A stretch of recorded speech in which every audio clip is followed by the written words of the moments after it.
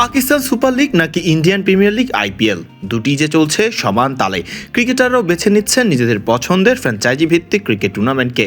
কেউ পিএসএল তো কেউ আবার বেছে নিচ্ছে আইপিএলকে। মঈন আলীর পছন্দ পিএসএল, তাই তো আইপিএলকে বুড়ো আঙুল দেখিয়ে খেলার সিদ্ধান্ত নিয়েছেন পাকিস্তান সুপার লিগে।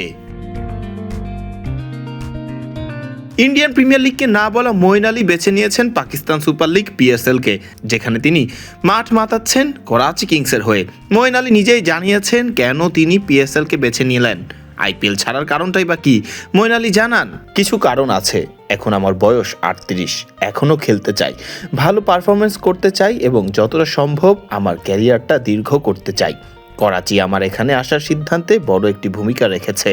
এটা তুলনামূলক ছোট একটি টুর্নামেন্ট, যা আমার ও আমার পরিবারের জন্য আরও সুবিধাজনক।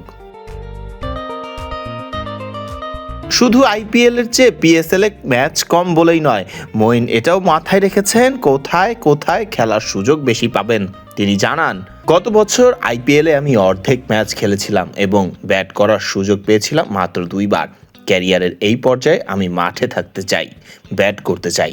আমি মনে করি ক্যারিয়ারের শেষ ভাগে এসে আমি ভালো ক্রিকেট খেলছি এবং আমি এই ধারাটা ধরে রাখতে চাই। তবে পিএসএলেও চাইলেই একাদশে থাকা যায়, বিষয়টি এমন নয়। মঈন জানালেন, কোথাওই আপনার জায়গা নিশ্চিত নয়, এখানেও না। তবে আমি শুধু আমার ক্রিকেটটা যতটা সম্ভব উপভোগ করতে চাই। আমি সবসময় পিএসএলে খেলার অভিজ্ঞতা নিতে চেয়েছি, কিন্তু দুর্ভাগ্যবশত এটি আইপিএল এর সঙ্গে কিছুটা সময়সূচিতে মিলে যায়। পাকিস্তান সুপার লিগে অবশ্য মিশ্র অনুভূতিতে সময় কাটাচ্ছেন মঈন আলী।